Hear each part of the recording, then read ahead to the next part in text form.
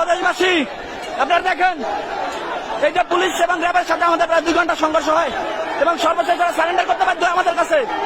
বরিশাল বিশ্ববিদ্যালয়ের ছাত্রদের কাছে তারা সারেন্ডার করেছে। আপনারা দেখেন এখন চলে যাচ্ছে, আমাদের উপর টিয়ার শেল নিক্ষেপ করেছে, রাবার বুলেট নিক্ষেপ করেছে। আমরা আমাদের যথাযথ চেষ্টা করে এদেরকে প্রতিহত করেছি। এখন দেখেন হিজড়ার মতো লিখিত দিয়ে যাইতে হবে, সারেন্ডার করে লিখিত দিয়ে যাইতে হবে। লিখিত দিতে হইবে, লিখিত দিতে হইবে।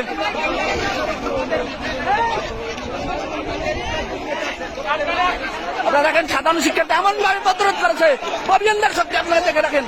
এরা আমাদের কাছে সারেন্ডার করেছে, মাপ চেয়েছে।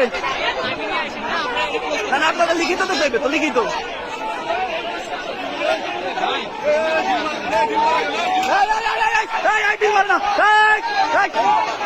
ডিল মারবে না, ডিল না, ডিল না। আপনাদের ফ্যামিলিতে কোটা নাই, অনেকের ফ্যামিলিতে কোটা নাই, অনেকের ফ্যামিলিতে কোটা নাই। হ্যাঁ,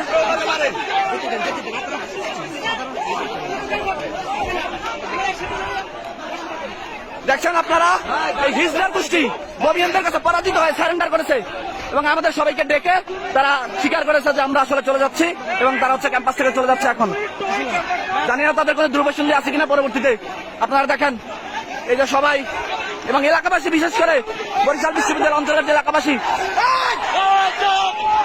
বরিশাল বিশ্ববিদ্যালয় এলাকাবাসী ডিল মারে কেন, আবার ডিল মারে কেন, আবার ডিল মারে কেন? ভাই খেয়াল রাখেন, বাইরের থেকে কেউ যেন ডিল মারতে পারে না পারে। আপনারা দেখেন তারা চলে যাচ্ছে। এখন আমরাও মোটামুটি শান্ত। এখন এলাকাবাসী আমাদেরকে যথেষ্ট সহায়তা করেছে। এই বরিশাল দপদপিয়া ইউনিয়নের এলাকাবাসী, বরিশাল বিশ্ববিদ্যালয় আশেপাশের এলাকাবাসী, তারা আমাদের সর্বোত্তম সহযোগিতা করেছে। তাদের কাছে আমরা আসলেই কৃতজ্ঞ। এবং এই যে র্যাব, পুলিশ, তারা আমাদের কাছে সারেন্ডার করতে বাধ্য হয়েছে। তারা কিন্তু এখন ক্যাম্পাস ছেড়ে চলে যাচ্ছে। তারা প্রায় দীর্ঘ 2 ঘন্টা টিয়ার শেল এবং রাবার বুলেট নিক্ষেপ করেছে। আমরা সবগুলোই তাদেরকে প্রতিহত করেছি। এখন তারা চলে যাচ্ছে।